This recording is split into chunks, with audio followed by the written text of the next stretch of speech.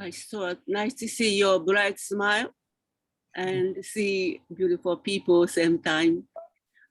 You told me about to reach enlightenment is like a snail climb up to Fuji Mountain. This is really shocked me, but still I want to be at least turtle or something. But anyway, so calm me down to just step by step, that's really deep teaching. Thank you so much. There's a wonderful Japanese Zen expression. You know what it is? Climb Mount Fuji, oh snail. But slowly. Yeah. That means forever. That is right from your culture. Okay. Maybe never reach, but anyway, thank you for telling me. Tell us. Thank you. You're welcome. Don't be in a rush. Yeah, right. Not in a rush. You'll get to the top of Mount Fuji. Right. True. That means the life itself, not to life is same, just step by step to whatever I want, you want, everything, I think that these are same teaching. So deep. Thank you so much. You're welcome, dear. Does anyone else have a question? Stuart, I'll ask you about something Rudy mentioned in one of his books. He said about breaking down tension and the stuff that happens, and if you make it into a powder and you put a teaspoon in water and you drink it, that's the food for the plant that you are, the fertilizer for the plant that we each are. So can you talk about that general topic? I mean, I'm not here to interpret Rudy's writings, but it's very simple. I mean, Rudy always talked about a human being being like an organic garden, talked about needing fertilizer, needing mulch. He talked about the transformation of tension into fertilizer, that instead of destroying the garden, it nurtures the garden. And that's the work that takes place in the third chakra, in the sexual area, and Kundalini. It's the transformation of the human to the spiritual. It's turning all the things that are killing us into fertilizer. And fertilizer, if it's healthy and good, it'll produce an organic garden inside us. It takes a conscious effort to do this. It's not something that just happens. What just happens is that the tension drives us crazy. But when we make a conscious effort to draw that tension, please try and sit still. Hello? When we make a conscious effort to draw that tension into the third chakra, into the, to turn it into chi, and then we draw that energy through the sexual area, it becomes fertilizer for growth. It nurtures our inner life instead of taking our inner life away from us. And that's really our obligation to God, because human beings are racked with tension. And part of learning how to have a spiritual life, and a very big part of learning how to have a spiritual life, is the transformation of that tension into chi, into energy that nurtures us, that gives us strength, that enables us to live here in a healthy way, that really, transforms anger and unhappiness and depression into chi, into an energy that is nurturing, that really builds a system inside a human being that gives them the strength to be able to connect with God. So he was talking about that, turning it into dust or into sand or whatever you said, and breaking it down.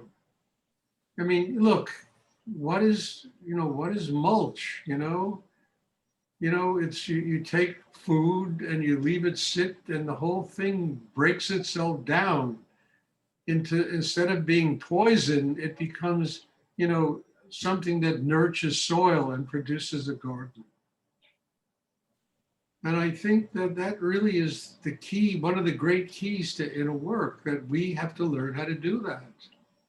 Otherwise, that poison just really goes through our entire system and it kills people. It destroys the inner life of a human being.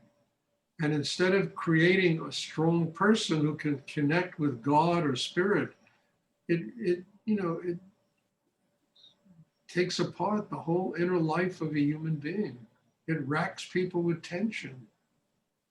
So what he was talking about is that, breaking down the tension, just as, when you put food, into a pile and it becomes fertilizer, the whole atomic structure of the food breaks itself down into something that nurtures the soil instead of something that kills the soil. So our job is to do that with our tension, because tension is like, it's like garbage, and we need to learn to break it down into something that nurtures our internal soil. I mean, I learned this from Rudy. I heard it for years. He talked about this. He really just drilled it into me, that one of the most important aspects of what he taught was the transformation of negative energy into life-giving energy. And he used the metaphor of, fertilizer, mulch, which gives life to soil, but it comes from garbage. It comes from garbage. And we have a lot of garbage in us, which, is another word in this kind of work we do for tension. And we need to learn to break it down. I mean, it's an incredible aspect of Rudy's work. And it's not something that you just do by assuming a pose of, kind of sweetness and that superficial spiritual, what's that called, bullshit, of being holier than thou and being sweet and, and it doesn't work. It has to be real. It has to come from a place deep inside a human being. And all the sweetness in Rudy came out of fire. It was like incense. It was burning all of his tension, and he transformed it into love, into sweetness. So there was power inside him. It wasn't just superficial sweetness that people, do when they, this kind of holier than thou way of living a spiritual life. Rudy was fire. At the same time, he was love. And his love for his students, his love for humanity, all of that, which was unconditional, it came out of fire. It came out of burning all of the crap that was inside him.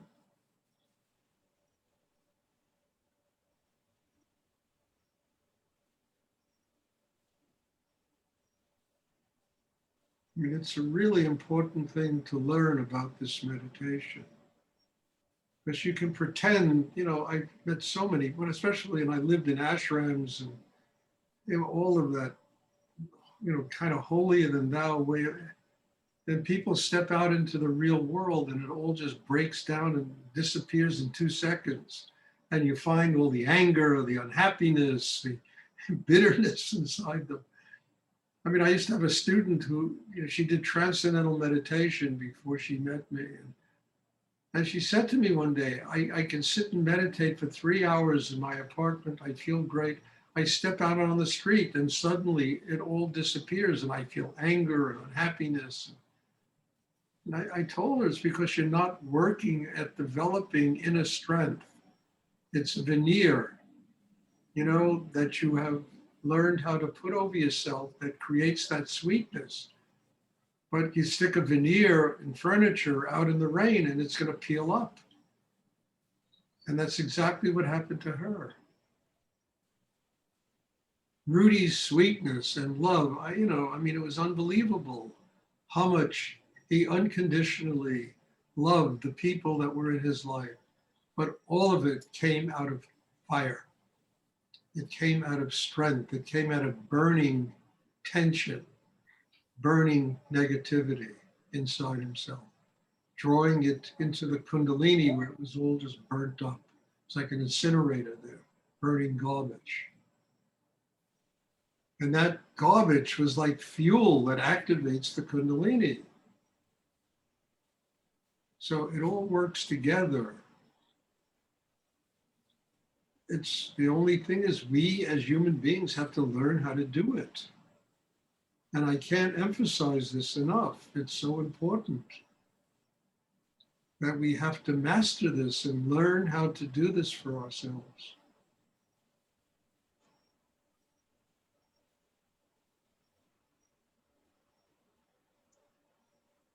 Does anyone else have a question? I have a question, Stuart. Yes, sir. What's the waking up aspect of the meditation? Is the what? Can you repeat that? What's the waking up aspect of the meditation? So there's the gradual breaking down of tension, but what's the, a lot of the Zen traditions talk about the moment of awakening, to what is right now. Could you talk about that aspect of the meditation? The waking up is through doing your inner work, you truly get a taste of God. You truly develop the consciousness to allow you to see how spirit manifests in the world. You see what's real. You see what's an illusion. Your whole inner being changes. There's a clarity about the way you see the world. And that's what that Zen stuff is all about. Suddenly they get this clarity.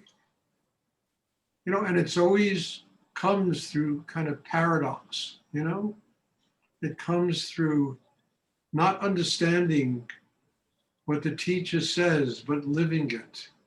Because you have the inner strength. You have arrived at a point in your life where you're capable of it becoming living experience. That is what the awakening is all about. You become truly a child of God because you have gone beyond the rational mind. And all of those Zen koans and all of those sayings, the whole point of them is to get the student to go beyond the rational mind to a place where understanding is not, where, Lao Tzu said, the path is no path. It's a place where you can't understand it through rational living, but it comes to you through an awakening that takes place inside yourself that allows you to see clearly the manifestation of God in this world. And I think this is important, and it takes training to get to that place. And that's why I always emphasize the work that a human being has to do on himself. There aren't too many perfectly enlightened masters that are born on this planet. Padmasambhava was born from a lotus flower. How many people do you meet? Every one of us has to work on ourselves. We weren't born from lotus flowers. We weren't avatars that came to the earth. So we need to work to get to a place where we get beyond the rational mind, beyond, polarity and duality and conflict of right and wrong and good, and to a place where there's harmony and balance. And in that place, we can then be nurtured by God, by spirit. Mind is quiet, we can receive that energy. One of the things I always ask for is for God's wisdom. Because if I receive God's wisdom, I cannot be locked into my own understanding of the world. It has to take me past myself.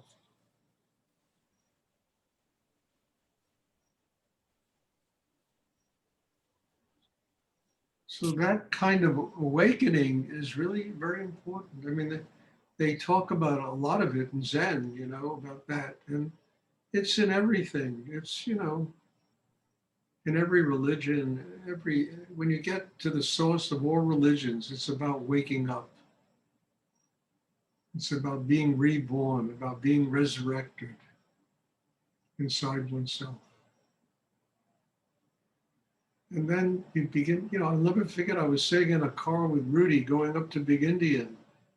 And suddenly I felt this nectar of God coming into me.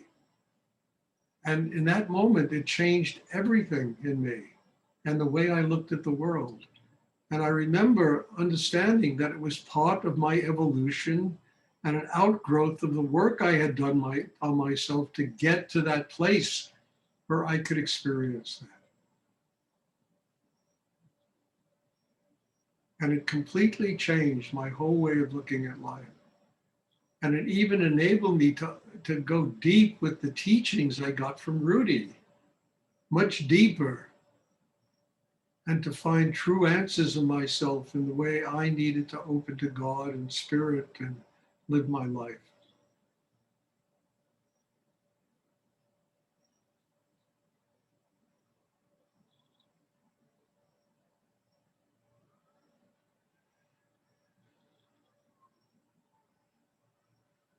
Does anyone else have a question they would like to ask? Hi, Stuart. It's been great to experience some of the same things not bother me at all or as much anymore, and to experience to know what it means, freedom from self and the spaciousness in that. And now when I do tasks, either for myself or others, I do them from a place of love, and it completely transforms what I'm doing. And so my question is, can you speak about that alchemy of intention, of love? Because it feels like magic. Can you speak about that? Well, you know, Paul, it is magic. It's sacred. It's outside of the realms of anything we can comprehend in our mind, because it's living experience. It's living in the moment, responding to the moment. It's being able to see clearly what people bring to you, so that instead of getting crazy and upset about it, you can embrace them. And you can see them clearly and to understand the incredible suffering that goes on in this world. And most of it is only because of the unconsciousness of people.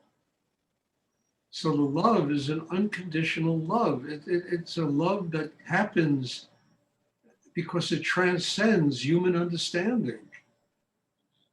It goes beyond, you know, polarity, as I said before, and duality and all that stuff that we, you know, do when we make rational comprehension, you know, in our minds. And it really enables us to live in the moment, to see that everything around us is sacred and everything around us is a manifestation of God's love. And the reason why it gets so crazy is because people view most everything through their minds. And then it becomes conflict, and I don't like, I this, I that. You know, people judge each other, don't forgive each other, and it gets crazy. But when you live in the moment and you open your heart in the moment, you know, all of that disappears. All of that duality disappears. And you see life as a kind of oneness, you know. We are all children of God. And every person has something to teach us. Every person is a manifestation of God's teachings. And God is love. And how else are you going to learn from people unless you can? Doesn't mean you're a kind of naive schmuck, you know? As I say, the love from Rudy came out of fire, for God's sake. And all the love that I have and everything, it comes out of fire. It comes out of years of stoking that Kundalini fire inside myself, that is strong enough to break down, my sense of polarity and get to a place in myself that is outside the realms of what the human mind can understand, and enables me to connect with people in a deeper way. I don't judge anybody. I listen and I learn from them and I grow and try to nurture people. And then there's also another element to this. You can't nurture people who don't want to be nurtured.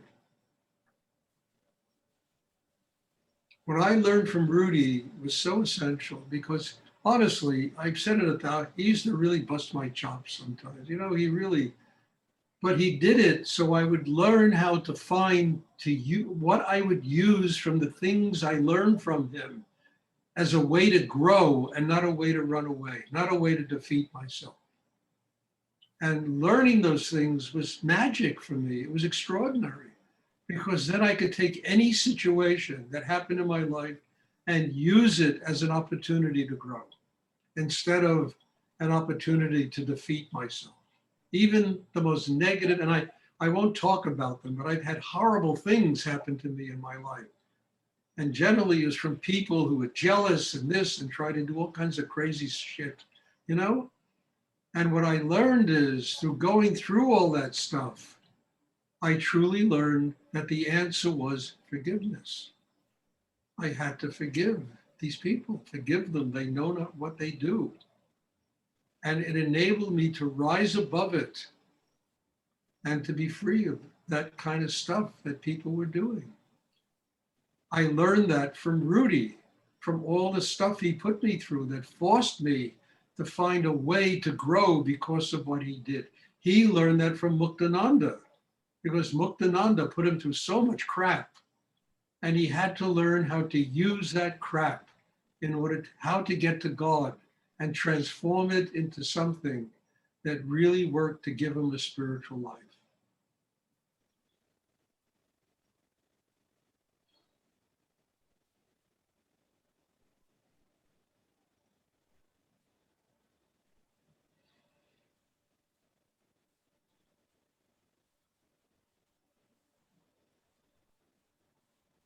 And I think we all go through stuff like this,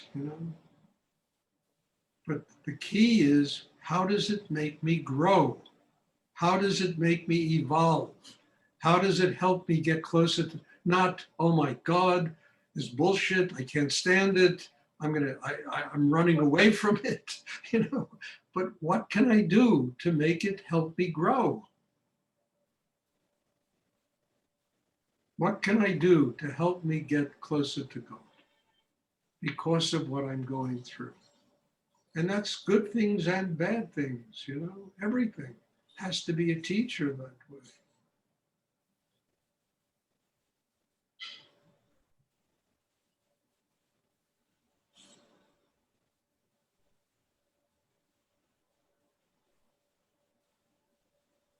I hope this is clear, this is such an essential aspect of the meditation that we do, that it's really important to learn this, not just for spiritual life, but just living in this insane world that we live in. And being able to cope with life as a teacher, not as an enemy. So that no matter what goes on, we learn to use it to grow and have a spiritual life, to get closer to God because of everything that is happening to us and what we see going on in this world.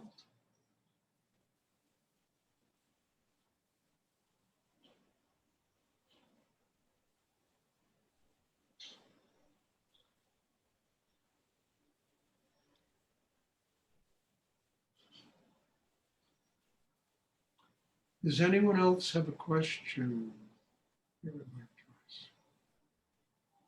I have one more question, Stuart, that's come up.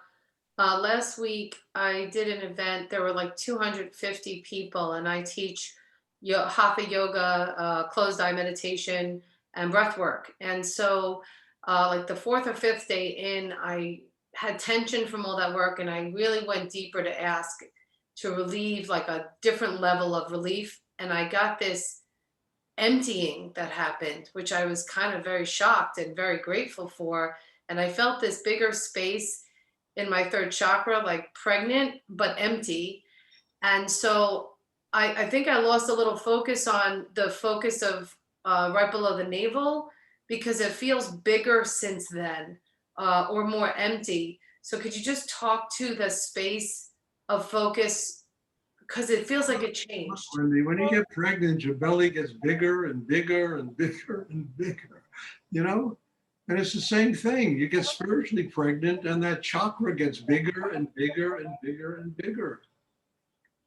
And that's fine, you know? And you stay centered in the same place, and this energy really expands the third chakra. It makes it bigger.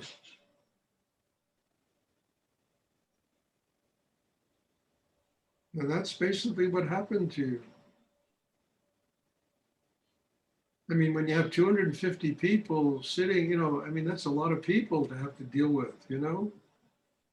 And you need a lot of energy.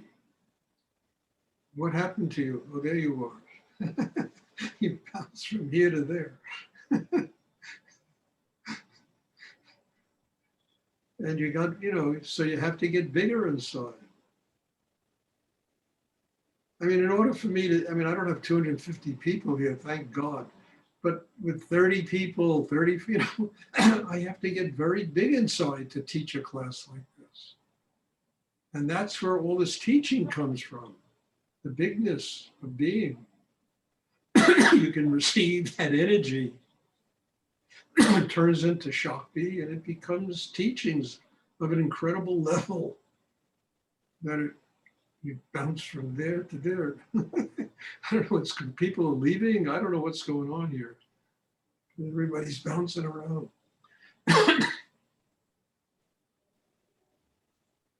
So I think that's what happened. But the metaphor is simple. You get pregnant, your belly gets bigger and bigger. But keep my focus in the same like exact space. Don't let my focus go a little out, because it feels different. That was my main question. Yeah.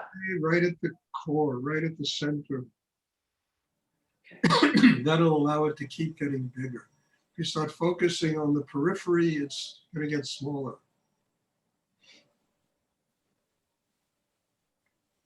Does anyone else have a question?